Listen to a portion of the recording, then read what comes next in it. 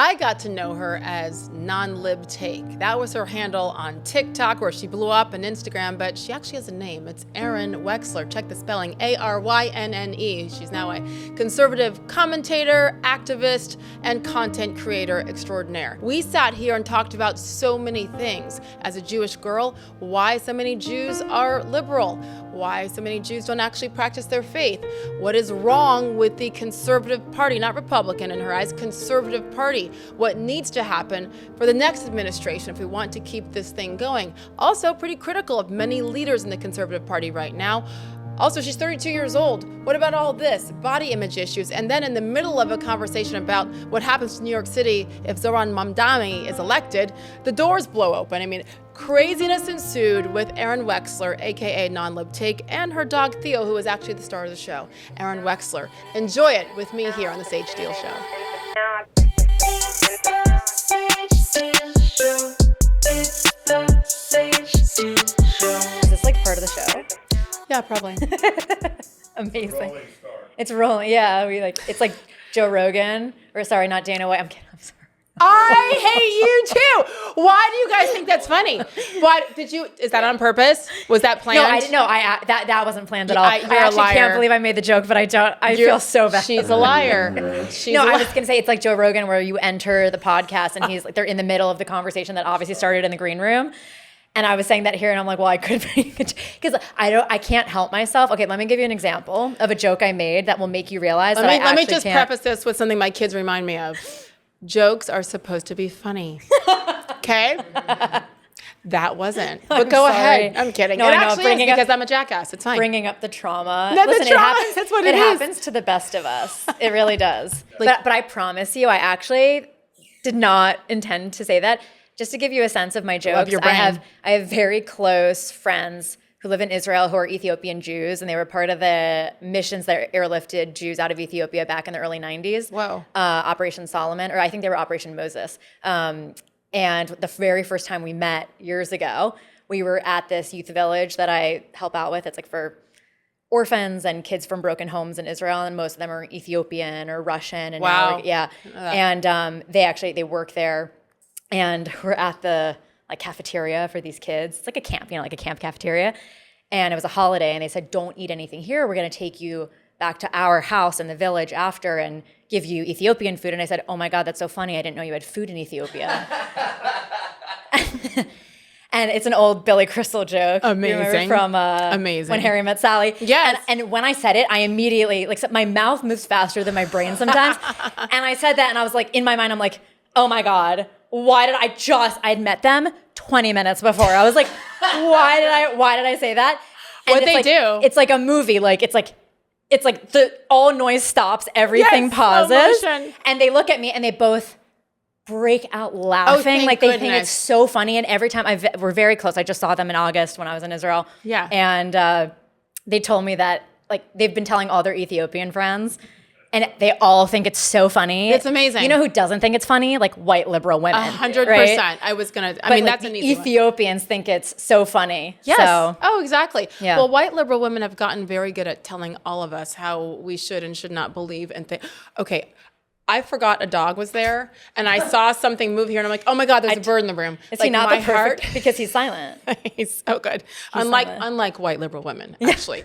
When do you think that turned? When white liberal women started to go crazy and think that they represented all of us, including those of us who are not white? That's a good question. I'm not sure. I feel like sometime after the heroin chic era of the early 2000s, when white women were on top, and we were talking about this before when I first got here in the restroom, that back then, growing up, when I was growing, thin lips were cool, thin eyebrows were cool, the flat ass was cool, right? That look was cool, Yeah. and it wasn't meant for people that looked like me or looked like you, and that was early 2000s, right? Yeah. So I feel like something shifted after that, where they decided they had to champion maybe the culture shift, right?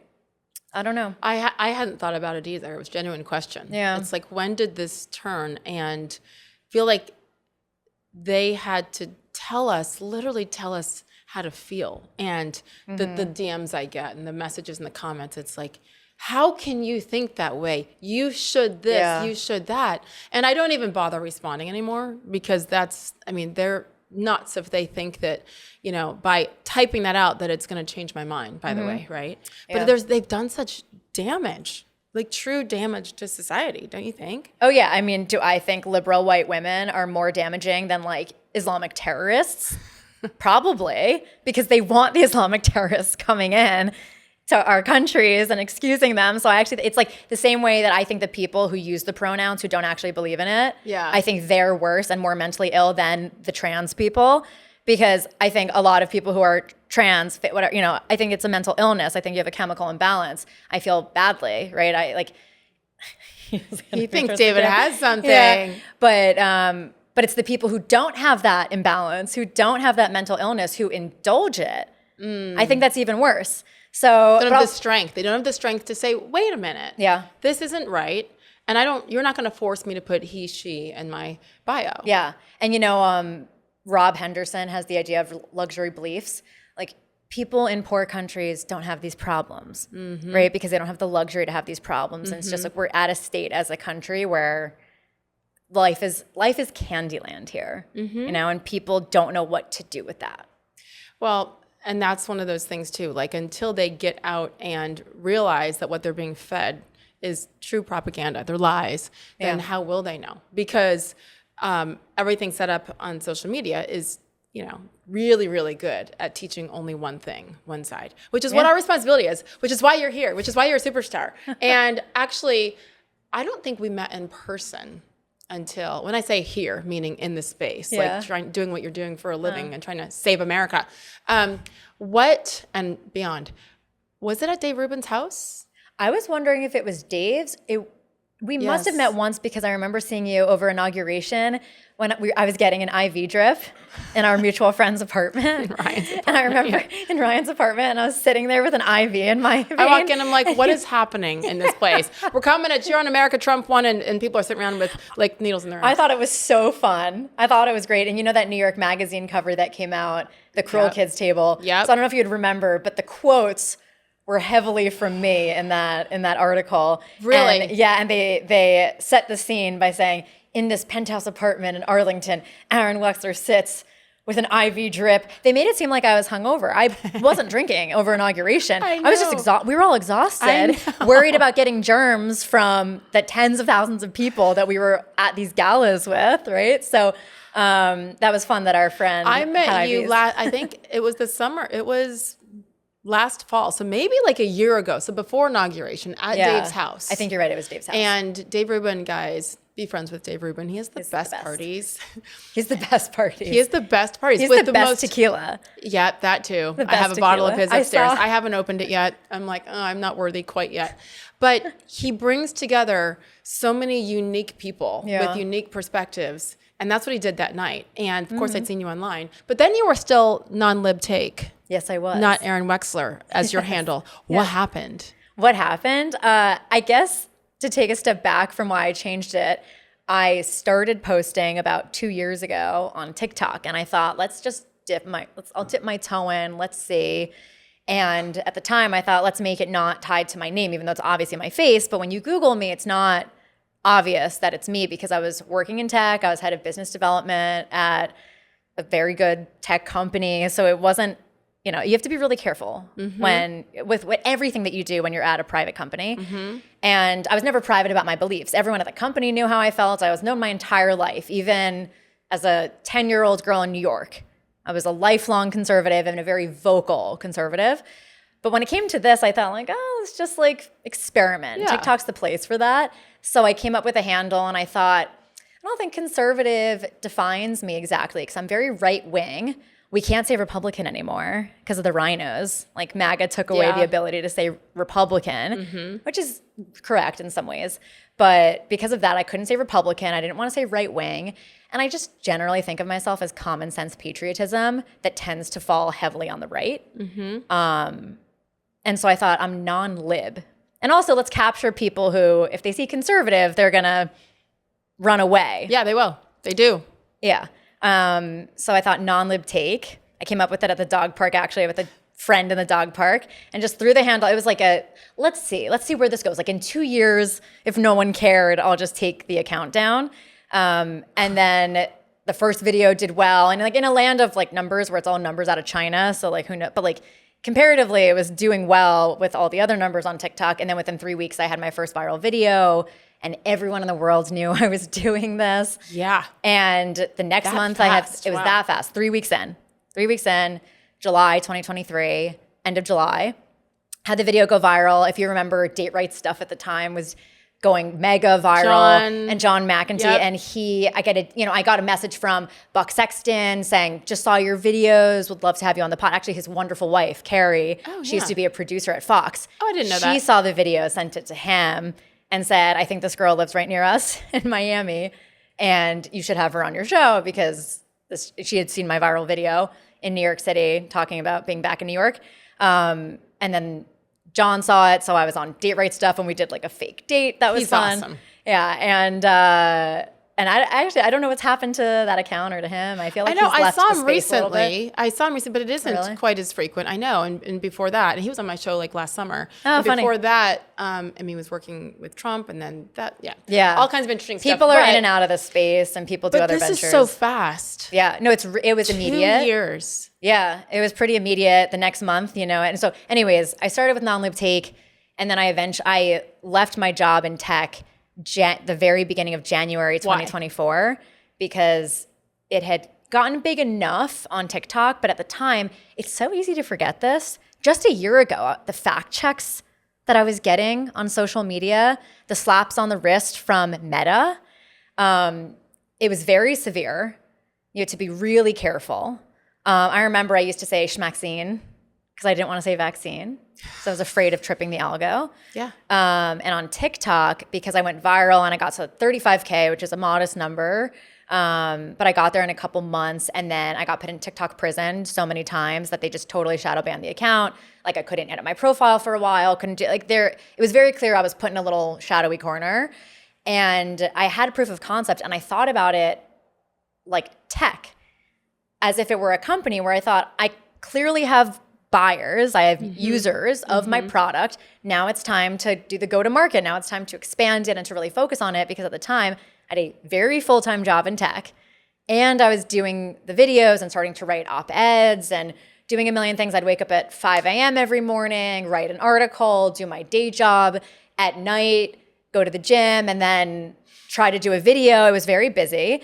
And I also, the main reason though, is that I'm an ideologue, it feels like it was destiny now, looking back, but December 2023, January 2024, it was not clear if Trump would win. It was not clear what was going to happen. I was afraid of where the country was going. I got laser eye surgery because I was blind before. I had like -525 prescription, and I didn't want to have to wear contacts if we were in a civil war in this country. I was like, what am I going to do? Run around with boxes of contacts like in the middle of a civil war? Like I was really... That's like legitimately, that's why you did it? Legit. I also just thought it'd be better to not have to wear contacts because it's very tiring on the eyes, and I have very long days, and they'd be very dry at the end of the day. That's amazing.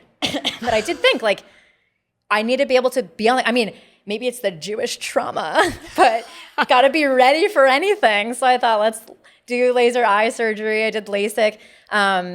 But I thought I'd rather fold t-shirts at Target if I do this and never get a real job in tech again. But at least I know that I was saying what I believed, and I was showing people that it's okay to say these things. Yes. I wanted to mainstream that you could be urban, you could be a city conservative, you could be in a city going to fancy restaurants and doing, you don't have to be on a homestead churning your own butter to be like us. You don't have to be the Nashville culture to be a part of us.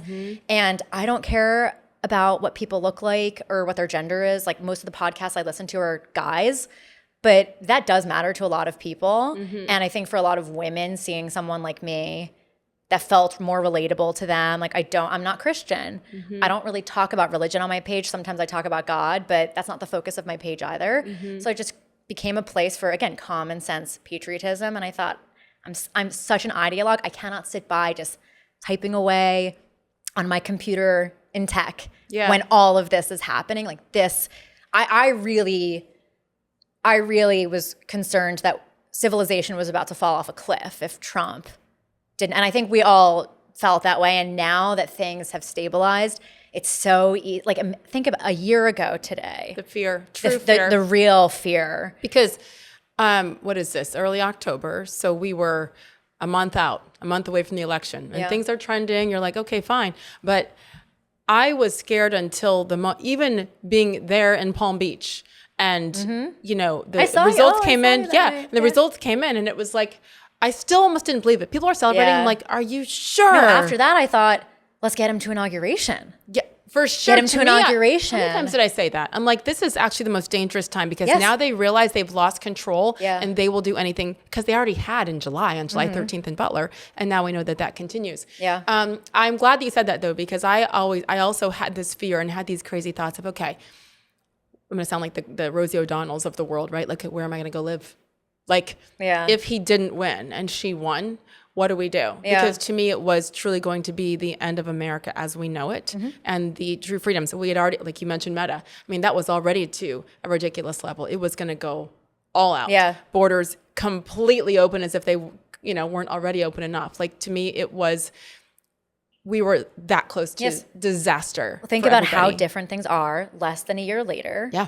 And a lot of people needed the social permissions of this vote and this change to get rid of the pronouns, get rid of all these requirements for Mark Zuckerberg to finally not fact check you on things that were factually correct. And to admit how much they basically interfered with elections, with all of this and changing the algorithms. Like, I remember people were celebrating, his vulnerability and his honesty. I remember being on the treadmill here at my condo and I'm like, screw you all. Yeah. No, because he's being forced to admit it now that he's got the Trump administration in control, knowing what the fallout will be if he does not. Yeah. And Elon Musk pressuring him as well. Remember when they were going to have that boxing match? So I'm glad things are being done the right way, but I think it's dangerous if we forget how close we were. The pendulum always swings back. And for 1 second, I'll just take us back to basically, at some point I realized I was the brand. Yeah. And I wanted to be my name and I didn't want to be anonymous anymore and people wanted to know me and I just made this. It was never about it being non-Lib Take. It was always my face. It was always me. But I eventually changed and it just took a while because with Meta, getting them to change my handle took so many months. I luckily have friends who now know people that can help. And they like talk to you in riddles. So what does that mean? They just send you all kinds of questions. I was trying to get my name because someone stole my name at some point. So there was an Arynne Wexler impersonator. Yeah. And I was trying to prove that it was me. And I said, there's literally no one else in the world with my name. Like spelled that way. There's no chance. It's not like a common name where you could argue that it's someone else. I'm like, I am me. Like there's no one else with this spelling. And they would send me questions. Like I sent them every email I possibly could have owned that it could be associated with old college emails I don't have access to, my parents' emails. Like it made no sense. And they would just write back, no, wrong. And then one day, and I just started writing to them. I think I sent them Flyover States by Jason Aldean in a link. Just being like, just so you know, I'm playing the song, staring out the window, crying. I was like, what will it take for you to believe that I am me? Like, you have my driver's license, you have my name. Like, the person's using my videos for my, and they would just say, wrong email, wrong this, wrong that. And then one day I woke up and I just had the handle changed. I think they just wanted to see. They gave up on you. They were tired of your emails. Yeah, they just tried to break you. Yeah. And they just wanted me to do the monkey dance for them. They just wanted to be like they just wanted to see that I would do the dance. Mm-hmm. Didn't get any of their questions right. And then a few months later, they were like, here you go. Fine, take it. Yeah. Is there, for those of us newer to the social media space, like it's one thing to have an account, it's another thing to understand it and to try to really, really grow it. Is there a change in anything since you went to Arynne Wexler versus non-Lib Take? I don't think so. I think the change is I think people feel even more connected to me. It feels more personal and also makes sense. For the first time in my life, the last few years, I've never heard my first name as often as being in this space because go on the news and they obviously say your full name, Arynne Wexler, and they refer to me as Arynne. That's obviously my name, but really close friends call me Wex or Wexler. Uh-huh. And it's funny because now that I do have advertising partners and I'll put things in my story and say code is Wex20 for 20% off. Right. And so many people are like, oh my God, I love Wex, like great code. A friend in the space like, that's a great code name. I'm like, it's not a code name. It's actually my name. It's like actually me. And I got a lot of messages from followers when I did that change saying like that they loved Wex. And I showed a text from a friend that messaged me about some topic that I had on my story. So I shared the response to it. And in the text, you see that my friend, he's calling me Wex. Yeah. And so many messages came in of people saying, oh my God, I love Wex. And now I see people writing to me. And it's just so funny because I'm like, yeah, that's actually, like, I just never even thought about that. No, exactly. That's something little, but it does matter. You know, I always from afar you can see your strength and feel it. But I've learned more recently, like that's how you've always been. And that's amazing. Like it took me till like late 40s to find it. So I'm envious, I heard envious is worse than jealousy. So I'm jealous. I'm jealous because that's like an angry thing. I'm envious. No, like I'm jealous that I didn't learn. I was in a different phase of my life and a whole different career, right? But just to learn to be fearless from such a young age. Like you said, you're in this big time tech job and people were very aware of your opinions. You didn't hold anything back. Yeah. Where does that come from? I am so excited to introduce you to Goods Candies. Yes, I come with treats. It's a small Indiana-based chocolate company with recipes that go back nearly a century. So it's a very small batch producer of very decadent confections ranging from toffee to cream centers to their latest offering, peanut butter bombs. You know, Forrest Gump may have said this best, but I'm going to try.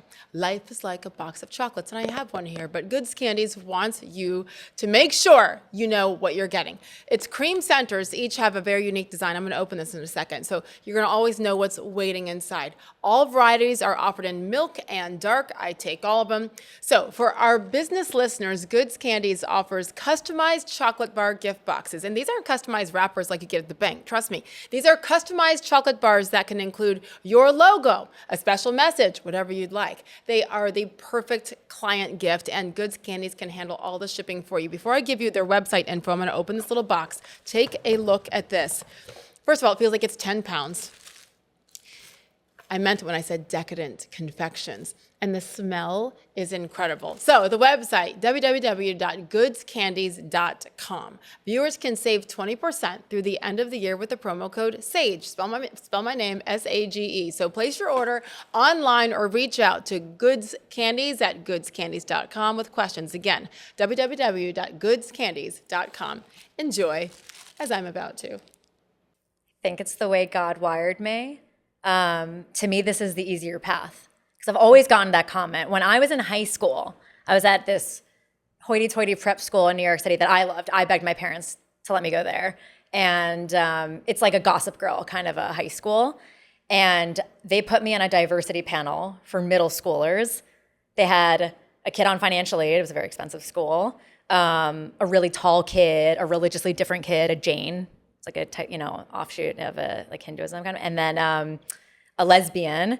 And then me as a Republican in New York, yes. Right? And like after I did that, the girls would come up to me in the bathroom and whisper to me like, I'm a Republican too. Yep. And I'd be like, why are we whispering in the bathroom? Yes.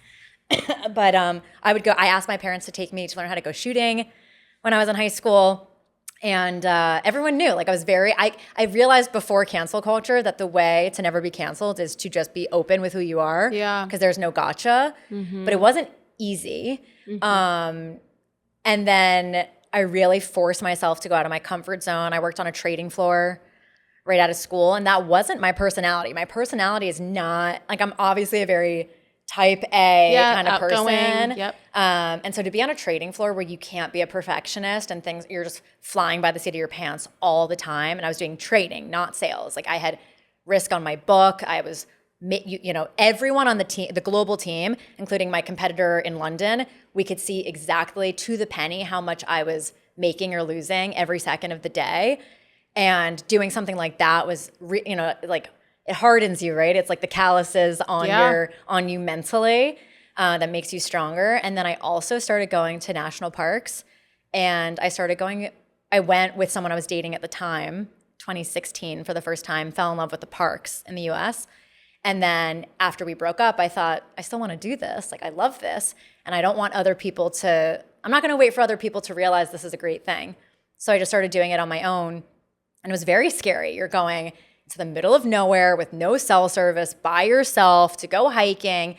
All kinds of things can go wrong. And it was really scary when I started. And I pushed through it and did it anyways. And now it's one of my favorite things. I've done 47 national parks. And I've done at least like over half of them solo. Oh my gosh. And your parents are okay with this? They had no choice. They don't have a choice. But this is all to say, it sounds like I'm comfortable with those things, but I wasn't always, and I did it anyways. Yeah, from a very young age. Yeah.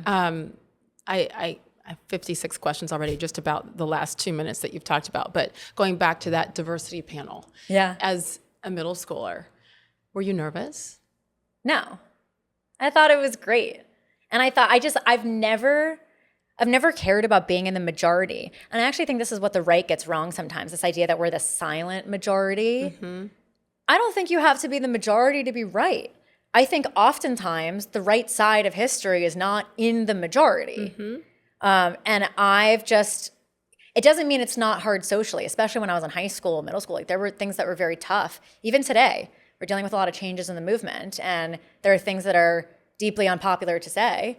But I've always had faith. I've always believed in God. And I only care about judgment from him. Mm-hmm. So it doesn't mean that things don't hurt, that I don't get pangs in my heart when there's something socially difficult. But at the end of the day, I can only do what I think is right. You've gotten really good at being uncomfortable, which to me is one of the keys to success in the sports world. That's what we always talked about. I think Nick Saban said at Alabama, the key to greatness, the key to any success is to get comfortable being uncomfortable. Speaking of that, I don't know how to adjust myself, but I need to move my Whatever you need to do, there's no proper way. I know last time when I did it. This is more my style. Well, when this is done, and if I haven't moved, watch me fall over as I try to stand up. I promise Theo I won't fall. Look how sweet. Perfection. Wharton School of Business at UPenn. Yes. Insane. So you go, again, to me, I had trouble getting into a state school, okay? And then it took me 5 years, and they're like, please just take your degree and leave. Like, we don't need your type here anymore. Just go. Again, I feel like you've set the bar so high for yourself. Was that the goal? Was Ivy League your goal? Oh, Ivy League was the assumption. The assumption. Yeah, now, by you, by mom and dad? By me. Okay. But I grew up, both of my parents went to Ivy League schools. Okay. But, in the Jewish community, education is key. My mom grew up middle class. My dad grew up lower class, welfare paid for his braces, like very different circumstances. But even when Jews were poor peasants in shtetls of Eastern Europe, education has always mattered. So I grew up with that just being a very strong value in the home. And I was in a suburb of New York City where everyone went to good schools and got good jobs. That was the expectation. The total expectation. And I loved learning. I still love learning. So it was like, and then I like I mentioned, I was actually at a different school and I went to my parents and I said, the teachers aren't pushing me enough here. And I was the one that asked to go to this other prep school. And then I was in a program in college that was a dual degree program. So it was about 50 of us every year. It's very international. And I did Wharton undergrad, but I also did UPenn, the Arts and Sciences undergrad. So I have a BA in International Studies and I have the undergrad MBA, which is like a BSc from Wharton. So I took a lot of classes. Mm-hmm. And part of International Studies was I did study Arabic for 4 years. And so it's a little fun fact about me. Whoa. Yes, which doesn't help me beat the Mossad allegations that everyone likes to lob at me. Yeah. I do know Hebrew and Arabic. Speak. Say something in Arabic. Yeah. I'm going to tell you the first sentence they ever teach you. Speak. I'm so sorry I keep coughing. I might. You're good. Sorry. First time. First of many. It's okay. I don't know that I've ever, besides television, sat next to someone who could speak Arabic. Well, I can't speak it that well anymore because it's very easy to forget. Oh, I bet. If you don't use it all the time. I haven't used it in a long time. Okay. Although in New York City, I would like to chat with my taxi drivers and I would ask them what they thought about Israel, and depending on their answer, would determine their tip. Exactly. It would really, it depends on if they were haters. Okay. But no, the very first sentence they teach you in Arabic, which tells you a lot about a culture, Because you think about what you learn in French. I also used to be fluent in Spanish. I also took Latin at this prep school. So you learn a lot. Like in Latin, it was about like the slaves of Pompeii. And in Spanish, it's about like La Tomatina in Spain. And in Arabic, it's أمي مترجمة في الأمم المتحدة وهي متخصصة في اللغات العربية والألمانية والإنجليزية. What that sentence is my mother is a translator at the United Nations, specializing in the languages of Arabic, English, German. Like, this is what they teach you. The United Nations. By the way, the lead character of the book, they have you learn it as the standard book across the entire United States. Maha, the main character, ultimately marries her cousin Khalid, which is beautiful. Yes. Beautiful. It's perfect. Yeah. At least he's not her, like, brother. You know what I mean? Like, yeah, true. and at least he ends up with a woman and not a goat. So you know what I mean? Like, so it's like, it was better than it could have been. Oh my goodness. Yeah. Okay, we need here in South Florida to find you a place that you don't lose that. No, we don't. No, I'm actually really okay. Yeah, exactly. With losing it. But I kind of like it because depending on where you are in the country and the world, 100%. especially New York City right now, yes, you can play dumb and understand every single thing. That's well, it'll help me a lot when Mamdani wins mayor of New York City, exactly, and there's just a caliphate established. And your city is gone at that point. Yes. Well, that's something that I think I was in the Hamptons about a month and a half ago with Charlie. And that was the first thing he brought up in that meeting was Mamdani and New York. And what I thought was so interesting about his focus on that topic was, on the right, people love to dunk on blue cities and blue states when also, if you think about this, all these states are really close. It's like 55-45 blue-red, right? Yeah. It's not like 80%. Like you have a lot of good people there who are stuck for many different reasons. In New York and California. Yes. Also, it's not like these places are just random places. Like New York is great. California is an amazing place. People act like you're like, yes, you might be a political prisoner in a way in California. The taxes are brutal. There are all kinds of things are terrible, but California is one of the most beautiful places in the entire world. So to pretend that people are there with like bleak lives, they're there because there are reasons to stay. Mm-hmm. And with a place like New York City, and Charlie understood this the same way he knew we shouldn't give up on college campuses, we can't give up on places that make America great. Yes. And New York City is an economic powerhouse. It is the most important city in the world, I would argue. It is the most important city of the United States and therefore the world. And so if New York falls, America falls, and the West falls. And the question is, even if Mamdani gets into power because he is like an illiterate, lazy Nepo baby, it's possible he can't actually do all the damage that would really lead New York down at the totally dark path. Like we had de Blasio, we were able to claw back from that. So it's possible he doesn't actually do that much because he's never done anything. He doesn't know how to work. So that's in our favor. But my fear is that, he doesn't know, but enough people do who are going to back him financially, cover for him. Especially that foreign money. Exactly. Especially the billionaire money that's behind him. Mm-hmm. So that's concerning. But Charlie understood that. And New York is part of American history. Oh my God. Should we tell people what just happened? Yeah.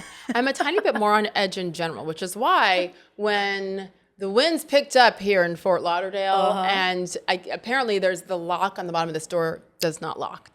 And so everything went, my heart, like honestly, and I don't get scared. I'm not that person. Yeah. And maybe it's because I was so focused on Mamdani and what he's doing to ruin New York City and potentially America.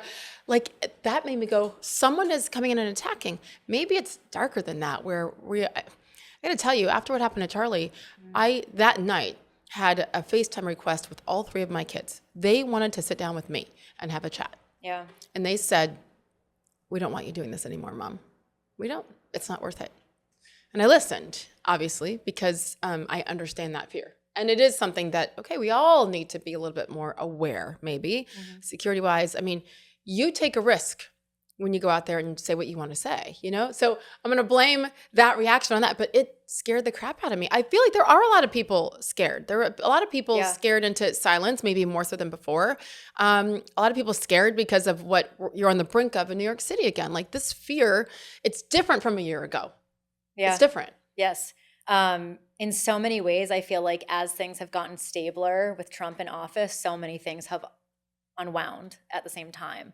And there's just a different kind of darkness now, and I have new fears in this country. And it's funny because, you know, usually on my Instagram, I try to be very, I say levity and beauty. It's supposed to be like lighthearted and funny. And make you think. Yeah, I appreciate that. But also it's make you laugh. Yes. And I think people remember a lot more when you laugh than when they're being like yelled at. Mm-hmm. I'm actually I have a video idea right now that by the time this is out, maybe the video will be out, but I don't know exactly how I'm going to do it, but I just thought it's so funny how in the UK, when you fly in, they make just normal people, like if you're screening people by stereotyping, you're like, okay, this woman with her skincare doesn't have to put her skincare in this plastic Ziploc where one bottle doesn't fit, and so we're making her toss it out, but someone's name is Jihad, and he has 3 wives, and everything is from Syria, and they're like, we're gonna let you in. Yes. And so I bought a beard and like the green Hamas like band. No, you didn't. And I'm figuring out, I didn't do a bald cap. I thought about it, but I'm like, I need to do some kind of skit of like, my name is Jihadi Jihad. I want to come into the UK, and they're like, perfect. We've been waiting for you. Yes. And then you have like a little white girl with her skincare routine barely fitting into the plastic bag. They're like, sorry, we're gonna have to throw out everything that you've throw got. out everything. You are a danger to society. It's so true, though. It is so true. I mean, it's thrown right in front of her. Okay, sorry, I didn't even wrap that up. Thanks to Theo. Theo's leak. The doors are now shut. You have long arms. Yeah. Do you see it? I have it. I'll put it in. Okay. I feel so much better. Yes, but I was saying usually I'm lighthearted about things, but there are changes within our movement, which I know you wanted to talk about a little bit, and also just the things we're dealing with now. It's no longer, it's just a different kind of evil, because it's not you need the pronouns and, you know, everyone's trans, like, which was last year. Now we have a new flavor, and I guess I really thought that a lot of things were going to be fixed under Trump, and he's doing a lot. So much good. A lot. But there is a disconnect between what he's getting done in the White House and what's happening in our culture. Okay. All right. Before we go to that, in your mind, what happens if Mamdani wins in New York City? I think he will. I think he's very likely to win. I think we have a spiritual decay in this country that I thought would be fixed by, you know, like I knew when Trump, we saw each other on election night at like 4 a.m. Yep. We were like holding each other in that empty room where Trump had just spoken. Exactly. And I knew that people hadn't voted for conservatism, and people hadn't voted for right-wing policies. They were voting against wokeism, against deep state, against just the oppression and the force to submit, you know, on the left, and they voted for Trump, for Trump. But Trump himself is like a common sense patriot, and in many ways, I'd argue, is not like conservative. It's common sense patriotism. And we're really seeing that fracture now, and the fact that, again, the tent was so wide, we're now seeing that like that blessing is now also a burden in many ways.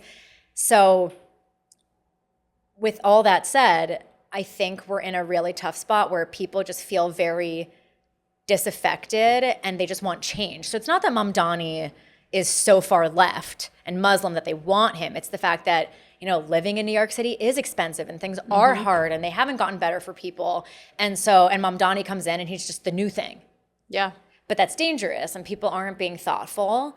And I think I'm just really surprised also by how little effort there has been by the upper class of New York City to really have an effective campaign to save New York City. right? From him? From him. Yeah. It has not, and on the right, we're not great at mobilizing. No. Right? Charlie was. Charlie was good at mobilizing, and we've lost that. We've lost many things in losing him. I mean, I agree with you on surface level, because I don't even know the depths that it could go if he wins and you say, if we lose New York City, we lose America. So you say you think he's going to win, so then what does that do? What is the domino effect with our country? Listen, if I could predict that, I wouldn't. And obviously, I'm not trying to ask you to pull out a crystal ball, but our feelings. I mean, this is kind of like a year ago. We were like, if we don't win, then this. I mean, there's a good phrase that I'm going to butcher because I don't remember the exact quote, but it's something along the lines of, like, democracy is a process that gives people what they voted for good and hard. So New York's going to get it good and hard with Mamdani. And sometimes you need that. I think sometimes things need to get worse in order to get better. And I think that could certainly be the case in New York. But it's self-inflicted there too. I mean, for all these years, for it to allow it to continue to go south, go south. But breaks my heart. To the cultural point of what we started talking about, which is about like white liberal women, New York City is filled with champagne socialists. It's filled with, androgynous bisexual Gen Zers that live off their parents' credit cards, and these are the people that are voting for Mamdani. Like, the working class does not vote for Mamdani. Yeah. But it is problematic because I remember when, and this is so benign, so imagine what Mamdani would do. When I was in New York City, de Blasio would skip over the Upper East Side when snowplowing after a blizzard. And the idea was, well, you people can pay for your own, your own snowplows. And it's like, they cover the majority of taxes in the city. And just like, the really petty things like that. Yes. And the digs at the people that actually help the city run. And I can imagine that, clearly crime will get worse. Homelessness will get worse. He thinks that the key to crime in New York City is cutting NYPD by 1,500 officers. He has, and I saw a tweet, this is not my own idea. I saw a tweet months ago that said, Mamdani's like the kid running for student body president in high school where they promise you free vending machines and no homework, and people they want that to be true. Yeah. And so they vote for you. And of course, you never actually make it happen. Never. So the thing we can hope for is that he just really is ineffective. The fact that you're looking at Cuomo to come and save the race after his track record. Yes. It's just you mean shocking. I'm not perverted, I'm just Italian. That's it. Just Italian. That's how we are. Yeah.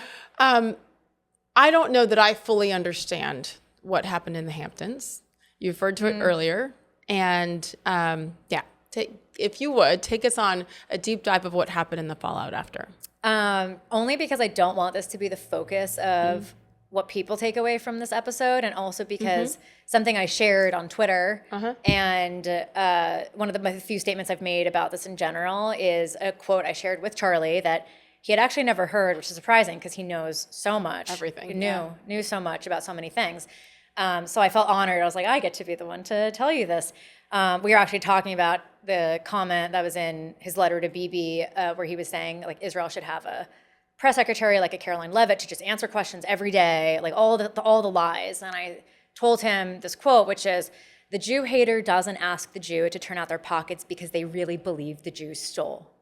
They accuse the Jew of theft just to watch him turn out his pockets to prove his innocence. Ooh. So there are many things I could say, but I don't see a point. Okay. And also, Winston Churchill had a quote, a lie gets halfway around the world before the truth gets its pants on. And that was before the internet. So if people want to believe someone like Candace Owens or Ian Carroll, who thinks that Erica Kirk is behind Charlie's death, if people are that deranged, then they're going to believe what they want to believe. And people who know that's not true, they already don't believe it. So people already have their set opinions. But what I will say is that Charlie organized the meeting. He called for it. He asked Bill if he would participate in it. Bill Ackman. Yeah. Bill did not call this meeting. Charlie did for Turning Point. It was organized by Turning Point. And it's so funny on Candace's show. She said that I sent out the invites, which makes me sound like the queen bee, like social chair of the fake secret Jewish cabal. I texted my family, I'm like, as an overachiever, can we just say if there's going to be a secret cabal, at least I'm in charge of it, you know? I did not send the invites out. Okay. It was a majority not Jewish, majority Christian group where I think their opinions on Israel were a wide range.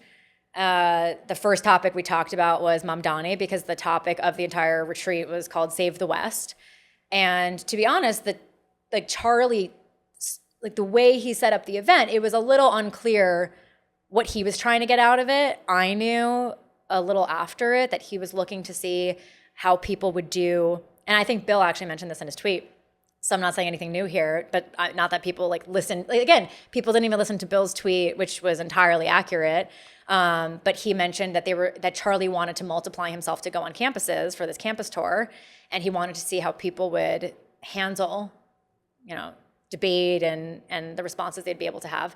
So he was bringing up all kinds of topics. The majority of it was we talked about marriage and premarital sex and gender roles and all kinds of things. The time we talked about Israel, Bill Ackman wasn't even there. And Charlie brought it up, and there was a discussion there. But it was Save the West. It was meant to be what's happening, how do we save the West? The big focus was on Islam in America.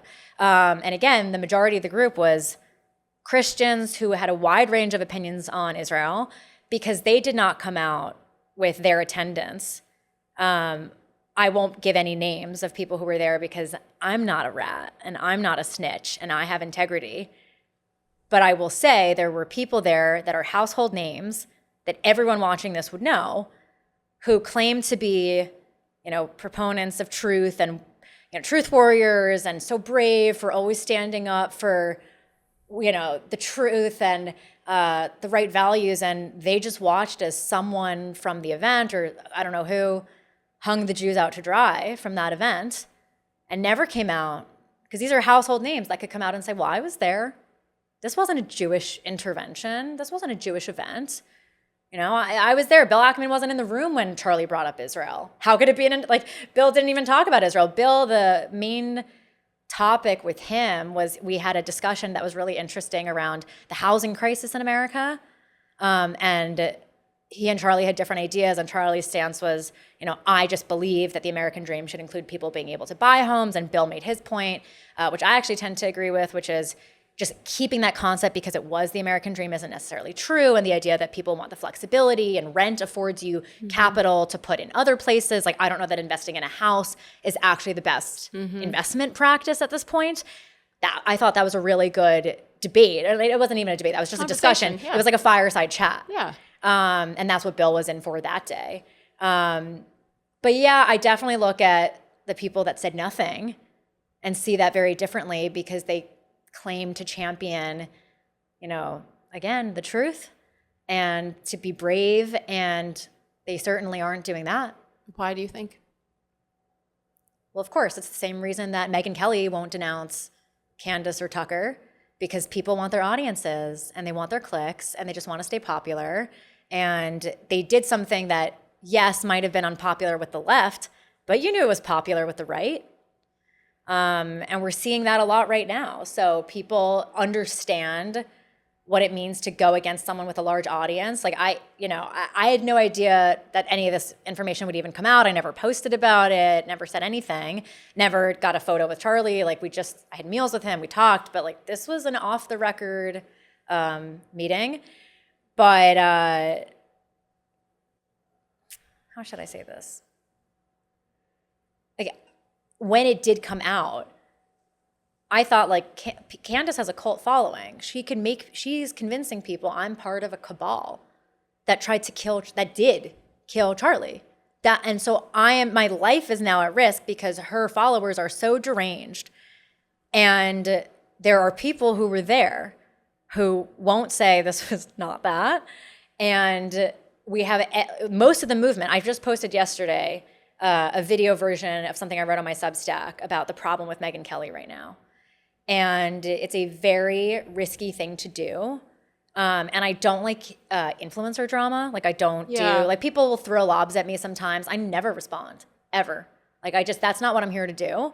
But this is different. This isn't a personal thing. This isn't something happened to us behind the scenes and I'm bringing it to the forefront. Megyn is the leading mainstream voice of our movement now. And she is a woman I've looked up to for so long. And if she's not willing, when she has all the money in the world that she could need, when she has such a large audience that maybe if she lost some followers, she'd still have a massive following. And she's not willing to denounce what Candace is saying, what Tucker is saying. And she just like kind of brushes it off as, well, Candace is a young mother, Tucker's my friend. So, Brandon Tatum is friends with Candace, and he openly disagrees with her on what she's doing and still says, but I love her like a sister. If he's able to do that when they are friends and you don't even know her, then why should I expect someone who was in the Hamptons with me to come out and say anything? I think that there's a lot of moral cowardice now in our movement under the guise of political bravery. And I just need to be able to live with myself. So I'm not gonna, I also want to be careful to not make what I'm doing in this movement the anti-movement, because that becomes distracting. Well, and then we're really screwed. Yeah, right? No, it's distracting, but someone needs to say it. And the same way I started posting on Instagram and on TikTok with my videos, which is like someone needs to, and obviously other people were doing this. I'm not saying I was the first, but someone needs to show people that, there's someone in New York City, there's someone with a normal job who's risking it, saying like, I'm going to say it so other people start to say it. Not even to change your mind, but to make the people who are already agreeing with me more courageous to say something. And in the Torah, and it's also in the Bible, but Nachshon, he's the guy that, I don't know what it would be like in the English translation, it would be similar, but when the Israelites and Moses get to the Red Sea, they're scared. It's not that the sea just splits and they walk through and everyone's happy. You need the first guy who gets into the water chest high to then have the sea split, to have everyone else be comfortable. And even then you needed the women with tambourines to kind of make everyone feel good going across the sea. But it's not that people are just brave and walk through the split Red Sea.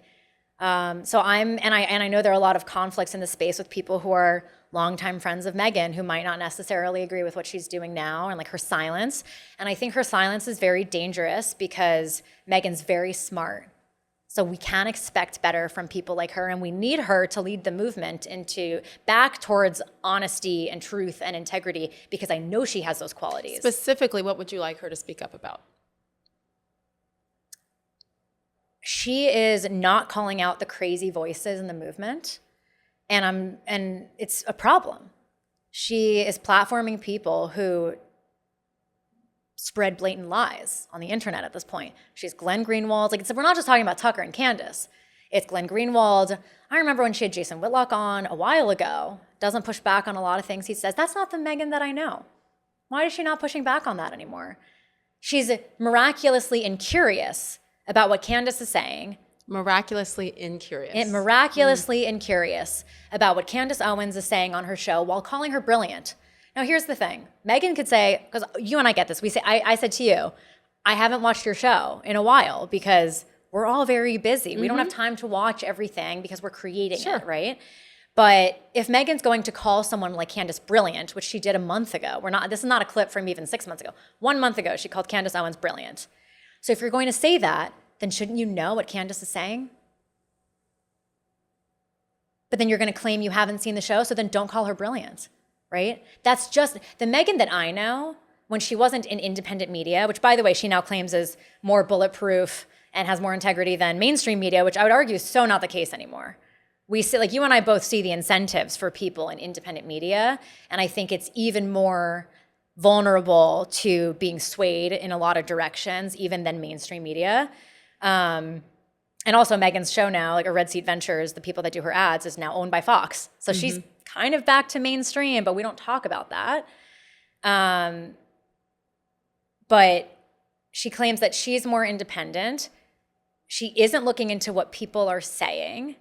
And she thinks and I'm trying to figure out if she knows the power that she has. But when she was at Fox, do you remember 2012 when she went to that decision desk and she said to Karl Rove, are you saying this because this is what you want to believe or because it's actually happening, right? And she was pushing Karl Rove. And do you remember when she asked Trump that question in 2016 because she was willing to ask anybody and everybody the tough questions.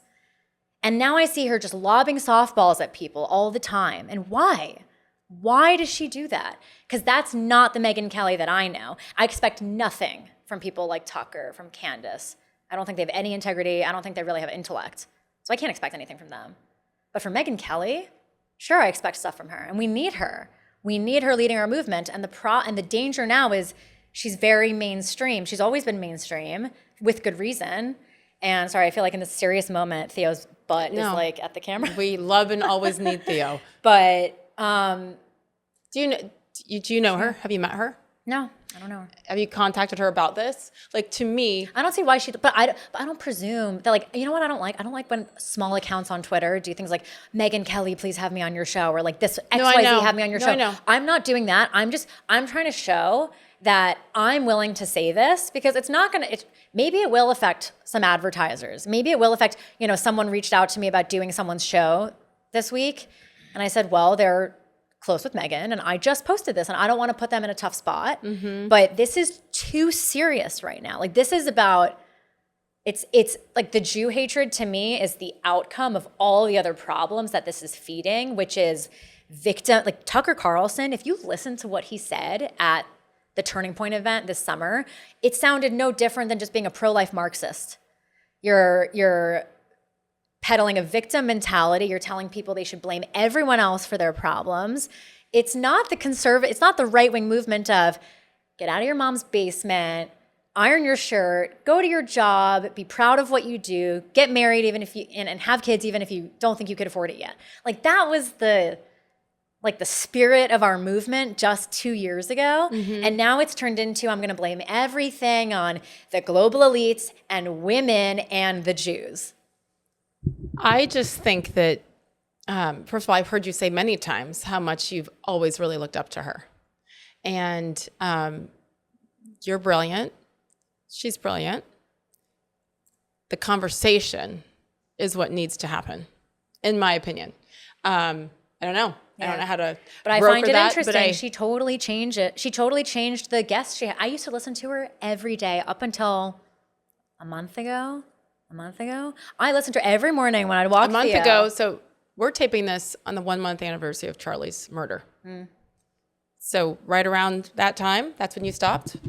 Yeah, things had gotten busy. I was traveling a lot in August. So I wasn't, and I intentionally took time off in August to not listen to politics. So I wasn't listening to anything as much. But a lot of shows went by the wayside when I started content creation because, again, it's a busy life. And I always enjoyed listening to Megyn. I read her book when it first came out. Was I in middle school or high school? And I read her autobiography, and I was so inspired by her. And I remember I would watch Bill O'Reilly when I was in middle school. Like, I was always addicted to the news. And I remember watching her. It was at Kelly's Court. It was she had that segment on the O'Reilly show all the time, and I just remember looking at her, and that's part of what the motivation of. I mean, I was always like we talked about. I wanted to go to college, a good college. I wanted to study, but I thought that's what I want to be. The person who went to law school and is on the news, right? So I really admire her, and I know I can expect more from her, and I don't know what is going on with her right now.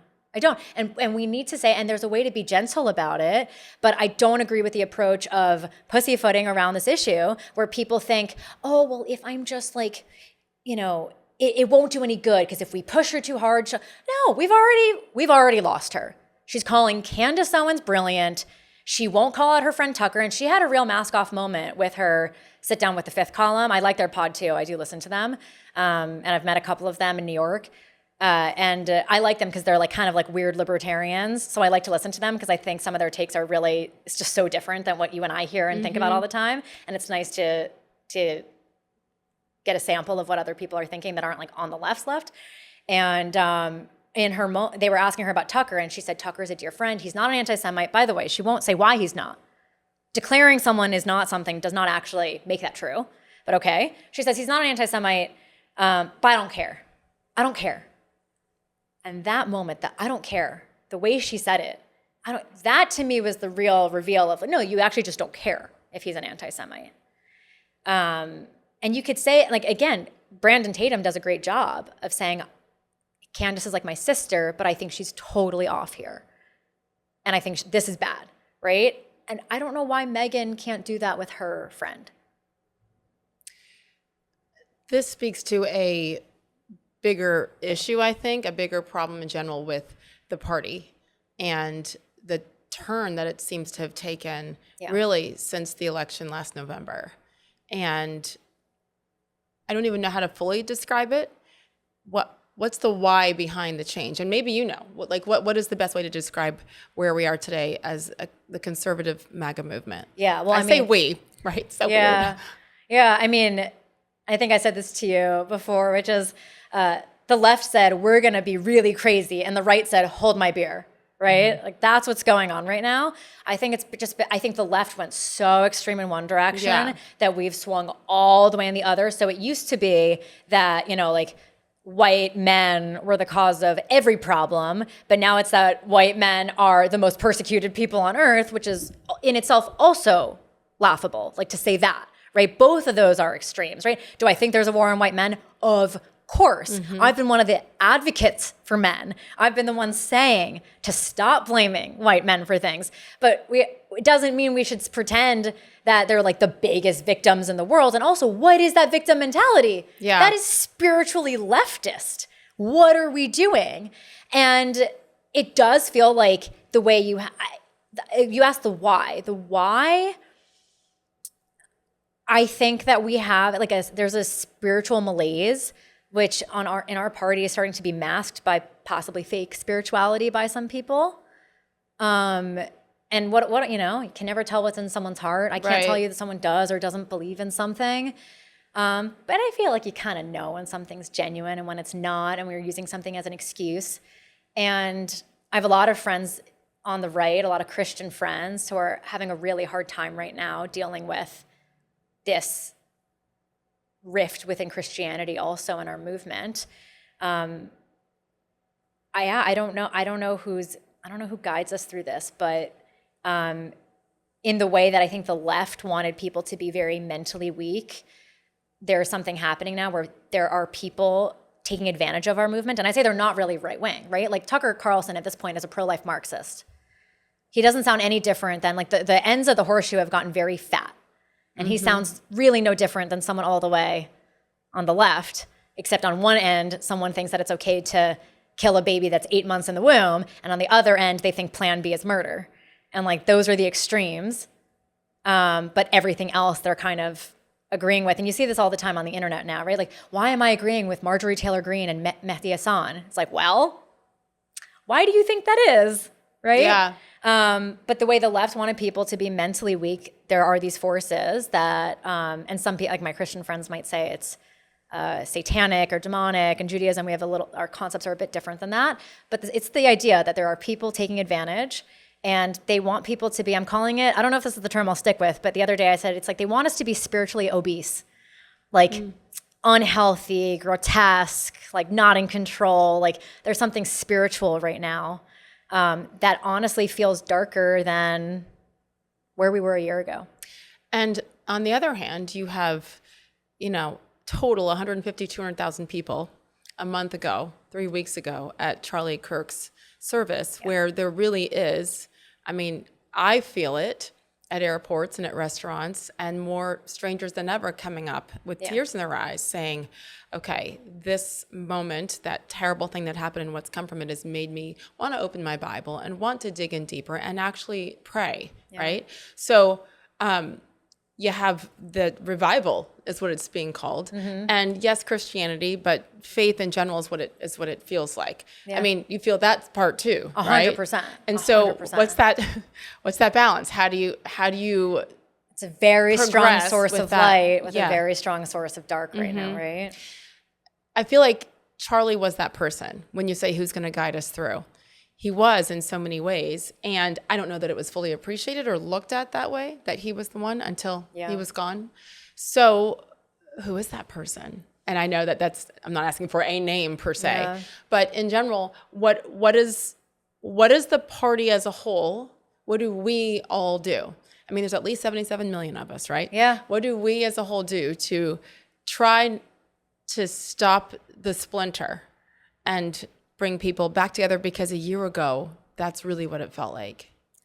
I mean, I think we went from an attitude which is the tent is wide, and we have to be careful because the lack of gatekeeping is also what got us into this mess right now. But right now we're becoming ideological purists, which is very spiritually leftist. And I think that's where a lot of this is coming from. The idea it's at the extreme end of the right. And so when it comes to who fills that gap, well, that's why we're in this mess right now, because to fill Charlie's shoes, which can never actually be done, but like there's a huge vacuum of power, which is not that different than what's going to happen when Trump isn't in office anymore. And then we're really in trouble, because then really what is our North Star? And that's the problem with people, and I say, wait for the sentence, viewers, because the problem with a Trump or Charlie type is that them being that one-man show that is history just in who they are as a singular person is difficult then, because then when they're not around. Because then what? Then what? Right. And and that's why we need to challenge people like Megyn, who are the leading voices of the movement now and are picking up the microphone, but she is willfully abdicating her best qualities right now. And she needs to retain what makes her Megyn Kelly and not what makes her appealing to audiences of our craziest voices. When you talk about Trump and what happens after, I will say, I've never been more excited about, like in the sports terminology, like the bench that he has, right? You think back to his first term and Pence, Isn't that crazy to think that Mike insane. Pence was our vice president? It's insane. And it's crazy. So to compare that to the strength of JD Vance and really the resurgence of a Marco Rubio, people that, a couple years ago it was like, oh yeah, I remember him.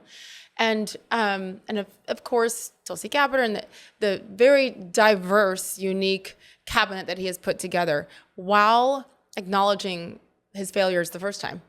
And, hanging on to the wrong people. But this time he was planning for 4 years since he, quote unquote, lost that election to bring the right people in. So I do think, and I also think he's putting JD in some really incredible positions, leadership-wise, and for us to hear him speak, which is many times better than hearing Donald Trump speak, right? Like, just let him go out there and say it himself and establish himself for what's coming when a year from now, really, is when the next presidential campaign begins, right? So maybe I should be more fearful. For me, I see who he has lined up and have a ton of hope versus the first time. Yeah, I mean, I share your sentiment. I remember watching the RNC last summer and thinking, I can't remember the last time I saw people this young and this good up on stage. Like, this is a real moment. But it's all going to be a waste if, like, whether it's JD or Rubio or whoever it is, right now with where the right is going, like, we need to, like, we're allowing to happen to us what happened on the left, which is to have the craziest parts of the movement write the party platform, and we are becoming the least appealing parts of the right and allowing that to amplify and metastasize. And what moderate's going to vote for that? Right? Like, we kind of scraped by this last election, and we had all of tech with Elon. We had all those guys that never would have been motivated to vote getting up because of Elon Musk. Yeah. We had Tulsi. We had a Kennedy name. We had a real unity ticket. We had parents who were saying, my kid, moms who never voted Republican or Donald Trump in their life. And I do distinguish Republican and Donald Trump because those are two different types of votes. Never voted for any R in their entire life. And their kids coming home saying, there's a kid in my class that says they're a furry and they're shitting in a litter box in the bathroom. And that mom went to vote for Trump. Correct. And because things are better now in a lot of ways, like the economy's better, the border's secure, we're taking, Trump's sending ICE to Chicago, he's sending the National Guard to Portland, like, he's doing things that we're happy about. But when things get better, I don't think that people's takeaway from that is, oh, well, I'll just vote for the people that made it better. Back to Rob Henderson's idea of luxury beliefs. You have the luxury to think, oh, well, maybe it won't be so bad, right? They get lazy. People get lazy. They don't get up to vote. They don't feel like they have the excuse to vote for Republican, because at the end of the day, voting for Republican for a lot of moderates, they feel like, well, that's the evil party, right? Yeah. Like they're the mean ones somehow, even though I think we're, like the way a good parent is like strict with the kid. It's like, no, I think we're very kind, but they're not going to have those same excuses to vote for us. So even with our best on the ticket, we need to do a lot to be appealing. And this was actually, I will say, like one of the differences I had with Charlie when we were talking in the Hamptons is we were talking about different things in the culture. And I said to him, the left did a really good job of the slow boil of the frog with culture. They're very patient. They're like jihadists. They're like little by little by little. And why don't we try something like that? Like instead of trying to convince someone that, plan B is murder or that a first trimester abortion is murder, why don't we say, hey, like we get like the average person, we can all agree late term abortions are horrific, right? That's horrific. And just start there, right? And then at least work on that. And then you move your way to, you have to ease people into this. And he did not agree with me on that. Really? At all. Well, I guess it doesn't surprise me based on his beliefs. And I understand that. Life is life. And if that's your stance, then none of it is acceptable. No, it wasn't surprising. And I said, but there's your beliefs and then there's strategy. And then exactly. And I remember even with someone like Tim Scott, who I love, and at that, the first debate in Milwaukee in 23, and just 100% across the board pro-life and never any moment for an abortion. Yeah. Okay. Rape, incest, those kind of things, but otherwise, no. And as much as I might agree with that, I thought to myself, yes.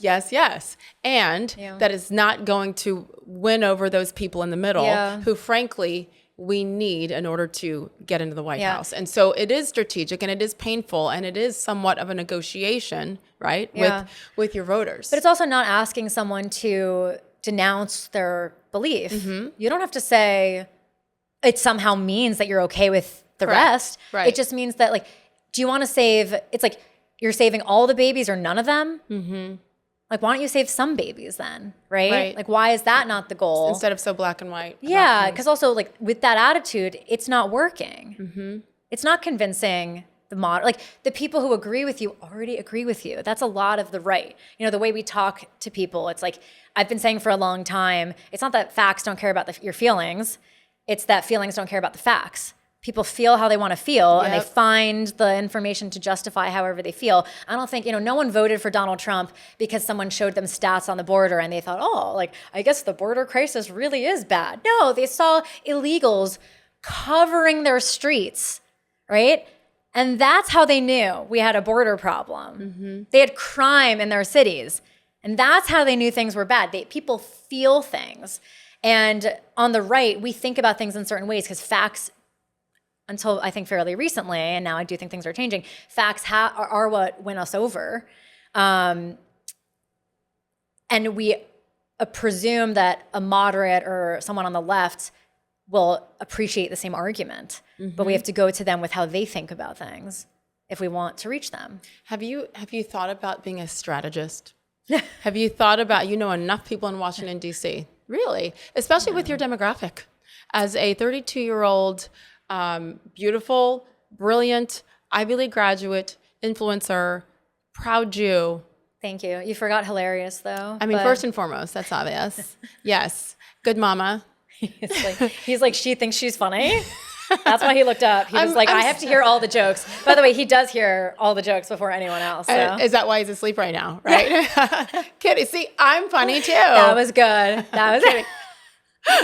Just keep laughing and make me think that I am. No, I'm really serious because you also are fearless. You have been your whole life. You're high thunder. Every time we talk about certain things, doors fly open and lightning and thunder. There are some freaky things going on. And it's October. It's like spooky season right now. We are living proof right now. Yeah. Have you thought about that? No, I've never thought about that. Until right now?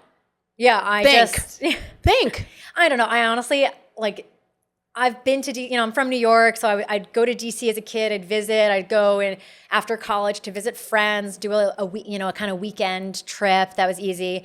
But now that I've spent time in DC, this last year especially, it is like the bottom dwellers of society Like it is like eating the shit off the ocean floor, bottom dwellers, that like it really sucks your soul out. And it's amazing to see people who are incredible people and somehow ignore everything around them. But that's hard. I think the incentives are really bad in DC. So no, you don't want to help. no, I would want to help. But again, like, I don't know not everyone wants to hear the truth. No, you're absolutely right. I say most people don't want to see what they don't want to see, and they don't want to think about the things they don't want to think about, which is like, honestly, and we're not going to get into the topics. I know we're wrapping up, but I would say like October 7th happens and we're in the middle of watching to see if these hostages come back and what happens. But that happened not because there was some inside job, because anyone who knows anything about Israel would know the last thing Bibi would want is this, because many things could have happened to him as a result of October 7th. But all the Israelis living along the border with Gaza, I've been there. I've been along that border. You don't want to think about what you don't want to think about.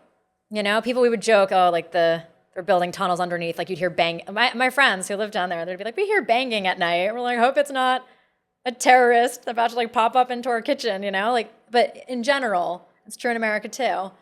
People don't want to hear it, but I appreciate the suggestion. I'm serious, but you are already doing that with what you're doing with your content, and you use a ton of humor in it, but there's messaging in all of it too. I mean, intentional. Yeah, well, that's part of why I have the Substack now. That it's not huge. But I want to put the ideas out there. I'm spending time on things that don't make me money and don't get me followers, but I'm focused on rounding out, showing people I'm not just the 30-second funny girl on Instagram, but that there's a lot more depth to it.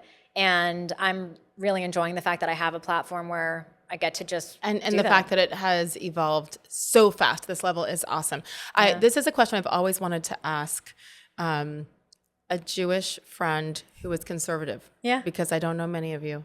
There are like six of us.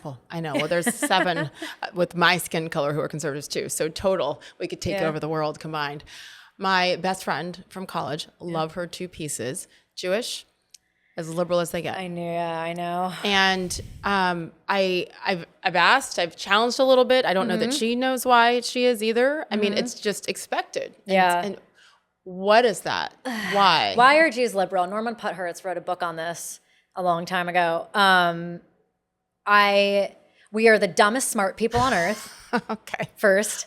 I also think the difference between Jews and Christians, or any other religion, but let's say Jews and Christians, is that if someone grew up Christian and now they're secular, what do you call them? Call them an atheist. They're not a Christian.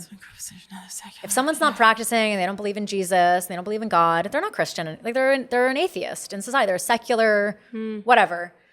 And when someone's Jewish and they don't go to synagogue and they don't keep commandments and they don't care about Judaism, but they have a Jewish last name, what do you call them? A Jew. And so the problem is not that Jews are on the left.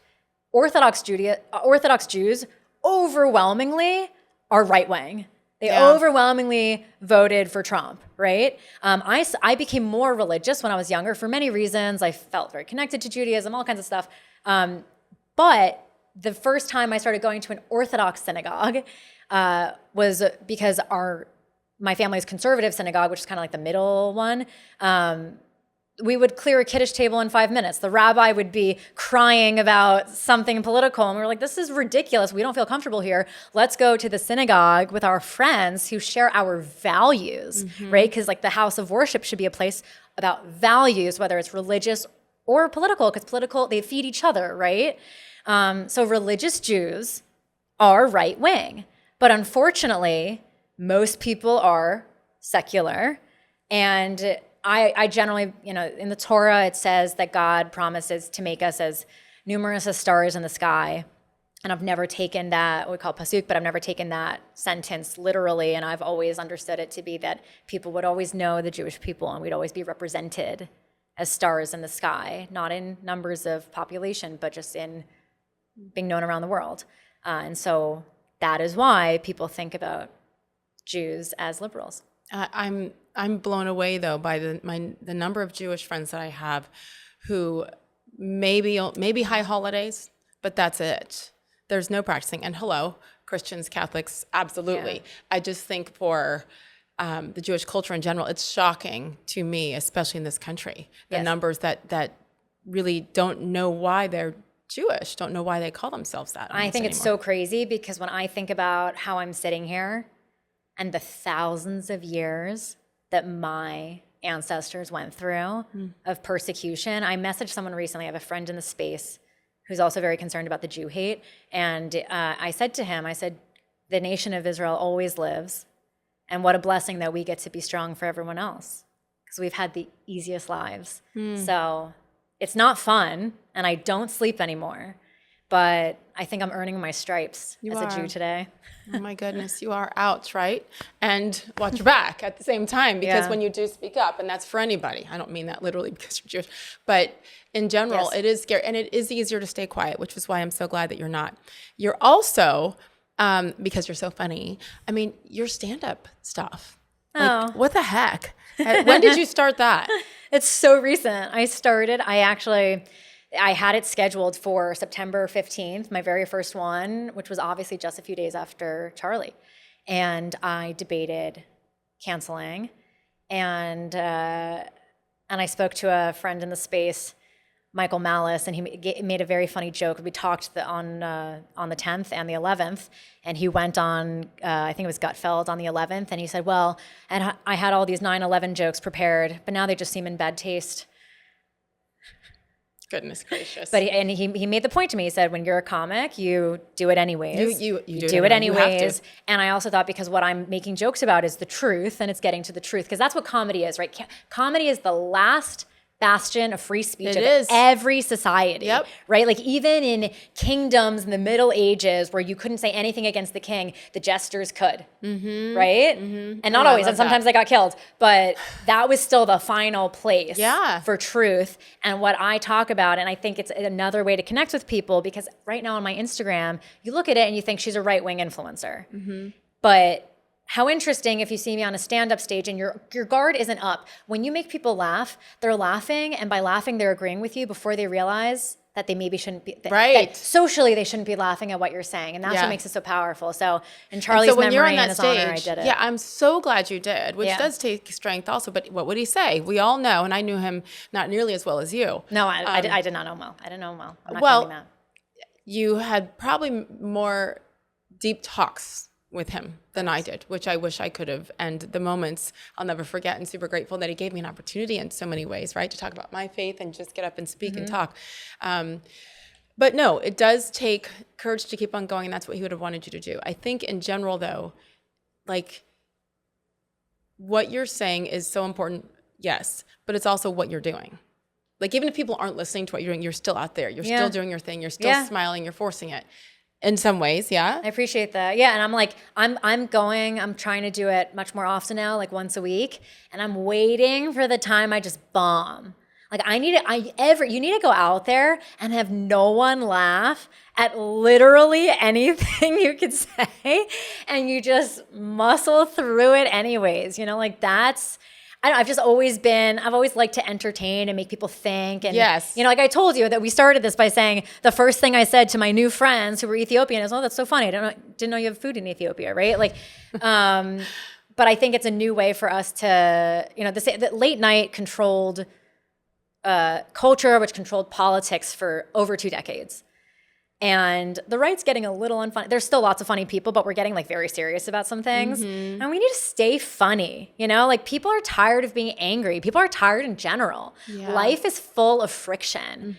And people just want to be happy and they want to laugh. And I love life and I have like a, you know, a joie de vivre. Like I have fun.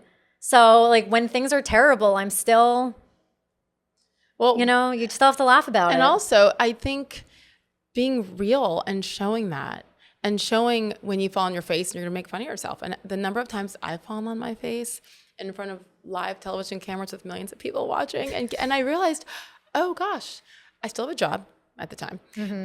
And I'm still alive. Like, I'm still here. The world keeps spinning. Somehow it keeps spinning. So you get back up and you do it again. Yeah. And then every time it's a little bit easier to take that step and take that risk. Like, I think that's super important. You're also, we talked earlier, and then I know I need to let you go. You have to get back on the highway in this lovely weather. In a tornado? Pretty much, which is only happens at my house, not a couple miles down the road at your house. You know, girls, we talk and okay, am I too shiny before we start? You're natural. Like, you're not doing all the crazy things that are all over the place on social media. And you know the ages of my girls. They're 23 and 19, the girls. And all they know is growing up with seeing women inject themselves and fix everything about them. And it's like, well, I need this. It's not that we don't feel it. And I'm a lot older than you, but at the end of the day, you grew up in that too. Yes. You've chosen to just, again, you're 32 years old. Be myself. Again, I'm jealous and envious and all the things and hateful of you right now because I'm not 32 years old. But no, I'm serious. Stop. I'm just saying, like, it's hard. It is hard right now to do you, to take care of yourself, to get up early, to eat well, to exercise. One thing she'll always be better at than me is sugar intake because I'm addicted and you are not. You are the opposite. What is your why behind that? Because also living in South Florida, oh my gosh. Yeah. The why, I would say, is pure laziness. I don't believe that. Yeah. No, I didn't own a blow dryer until a year and a half ago because I've been on Dave Rubin, our friend Dave Rubin. I've been on a show with wet hair drying. Okay. That was me. I literally I will say the only thing that's fake is this half my hair is probably from a Uyghur sleeve, you know, like it is. I do have extensions in. Okay, they're so natural. But they look so natural. But I can tell. But I'm very honest because I did that because my hair just got a lot thinner. There are many reasons why I could have, but anyways, I wanted it to look like the way it used to look. So I'm very open about that. That's a joke I had in my last stand-up set where I was like, it's all Uyghur hair. I actually had hair before it, by the way, that was curly. And I was like, what the? Like, I thought I got a slave Uyghur hair. Like, what is this? It's curly. It's curly. Yes. It was really annoying. So some of it's pure laziness. Like, I think I told you this when I was fixing myself up and I still don't know how to do makeup. I paid someone a year ago, right before inauguration, to teach me how to put makeup on because I was going on national television with tinted sunscreen, eyeliner, and eyebrow filler. Like, that was it. Like, I did nothing. Get away with it. That's the best part. But I also just think, I just want to look like myself, right? And I saw an article a while ago. I think it was Evie magazine, which I think is so, I love Evie. And I think I discovered it recently. It's so needed now because there's a big jump now where you go from being like a 5-year-old girl to a 25-year-old girl. And there's nothing in between. Like kids these days, they look so much, the makeup they're doing, everything, just the maturity level, the dances they do on the internet. It's like, you know the jokes online of like, this is what I was doing when I was 12, and it's like the weird, grainy, colored, filtered photo from your MacBook or something like that. That's what we were doing.